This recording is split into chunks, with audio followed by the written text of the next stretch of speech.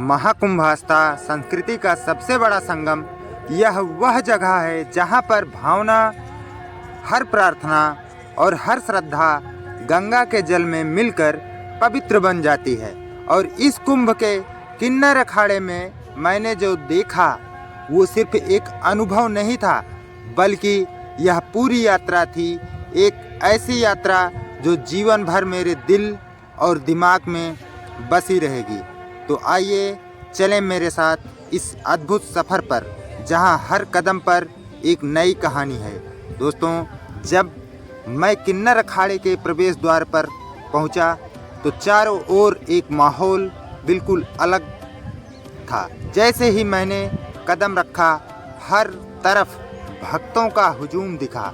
लोग किन्नर संतों से आशीर्वाद लेने के लिए बड़ी श्रद्धा के साथ कतार में खड़े थे। मैंने देखा कि लोग उनके साथ फोटो खिंचवा रहे थे, उनके साथ हाथ जोड़ कर आशीर्वाद ले रहे थे, पैर पकड़ रहे थे। वहाँ हर चेहरा किसी अनजाने विश्वास और सुकून से भरा हुआ था। ऐसा लगा जैसे सब कुछ थम गया हो और समय सिर्फ आस्था के इन पलों में रुक गया हो। आगे बढ़ते हुए मेरी नज़र पड़ी एक हवन कुंड पर। वहाँ किन्नर संत बैठे हुए थे, मंत्रों का जाप कर रहे थे और हवन कर रहे थे। आग की लपटें उठ रही थी और उस धुएं में मुझे एक अलग ही शांति का अनुभव हुआ। उनके चेहरे की गंभीरता और हवन की प्रक्रिया इतनी पवित्र थी कि कुछ पलों के लिए मैंने अपनी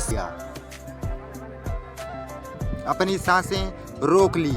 वो पल ऐसा था जिसे सिर्फ महसूस किया जा सकता है। वो शांति, वो ऊर्जा, वो वातावरण, ऐसा लगता था जैसे वहाँ साक्षात देवता विराजमान हो।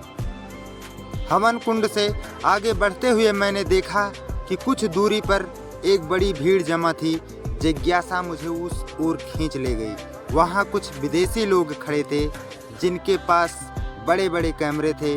वो किन्नर अखाड़े के दृश्य को अपने कैमरे में कैद कर रहे थे। लेकिन जैसे ही मैंने गौर किया, मुझे पता चला कि यह साधारण विदेशी पर्यटक तो नहीं थे। उनमें से एक महिला जो बड़े ही श्रद्धा भाव से किन्नर संत से आशीर्वाद ले रही थी, दरअसल वह एप्पल कंपनी के को-फाउंडर स्टीव जॉब्स की पत्नी थी। उनके साथ कुछ और लोग भी थे जो शायद एप्पल कंपनी के ही सदस्य थे। उनके चेहरे पर एक अद्भुत सुकून और खुशी थी। वहीं एक विदेशी पुरुष एक माला बेचने वाली महिला से तुलसी की माला खरीद रहा था। यह देखकर मुझे एहसास हुआ कि हमारी भारतीय संस्कृति और परंपराएं केवल हमारे लिए ही नहीं, बल्कि पूरी दुनिया के लिए आकर्षण का केंद्र है। यह वह जगह है जहां हर किसी को कुछ न कुछ नया अनुभव करने को मिलता है। उस विदेशी महिला और उनके समूह का आना किन्नर अखाड़े की महिमा और भारतीय परंपराओं की अपार शक्ति को और भी अद्भुत बनाता है। वहाँ से दोस्तों, जैसे ही हम लोग बाहर की ओर निकले, वहाँ से निकलने के बाद कुछ दूर चलते हुए मेरी नज़र पड़ी एक लाल रंग के भव्य ढांचे पर। पहले तो मुझे लगा कि यह कोई राजमहल है, लेकिन पास जाकर देखा तो पता चला कि यह एक विशाल तंबू था। इतना सुंदर और भव्य कि लगता था जैसे किसी राजा का दरबार हो। जैसे ही मैंने अंदर कदम रखा, वहाँ का नज़ारा और भी अद्भुत था। वहाँ एक बड़ा सा पंडाल लगा हुआ था और लोग बैठकर बड़े प्रेम के साथ प्रसाद ग्रहण कर रहे थे। चावल, दाल, रोटी और भुजिया से सजा थाल बड़े ही आदर और प्रेम से परोसा जा रहा था। हर कोई बड़े ही सादगी से भोजन कर रहा था।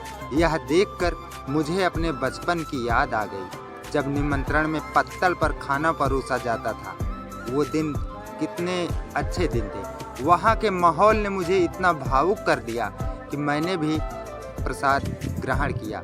यह वो अनुभव था जिसे शब्दों में बयां करना मुश्किल है। दोस्तों, किन्नर अखाड़ा सिर्फ एक जगह नहीं है, यह हमारी परंपराओं का एक ऐसा हिस्सा है जो समाज में एक अनदेखा यह अनोखा संदेश देता है समानता और सम्मान और आस्था का। यहाँ आकर मुझे एहसास हुआ कि किन्नर अखाड़ा न केवल धार्मिक दृष्टि से बल्कि सामाजिक दृष्टि से भी कितना महत्वपूर्ण है। यहाँ हर व्यक्ति, चाहे वो किसी भी जाति, धर्म या देश का हो, एक समान नजर आता है। यहाँ सबके लिए एक ही नियम है, आस्था और प्रेम। दोस्तों, महाकुंभ 2025 का यह अनुभव मेरे जीवन का एक अमूल्य हिस्सा बन गया है। किन्नर अखाड़े की यह यात्रा, इसकी परंपराएं और इसका महत्व हर किसी को जानना चाहिए। अगर आपको यह वीडियो पसंद आया हो तो इसे ज़रूर लाइक करें और कमेंट में बताएं कि इस यात्रा का कौन सा हिस्सा आपको सबसे ज़्यादा दिलचस्प लगा। और हाँ, महाकुंभ 2025 से जुड़ी ऐसी ही कहानियों के लिए जुड़े रहिए उमेश सिंह ब्लॉग के साथ। अगले वीडियो में हम महाकुंभ के और भी रहस्यमयी और अद्भुत पहलुओं को दिखाने वाले हैं। तो दोस्तों, चैनल को सब्सक्राइब करना ना भूलें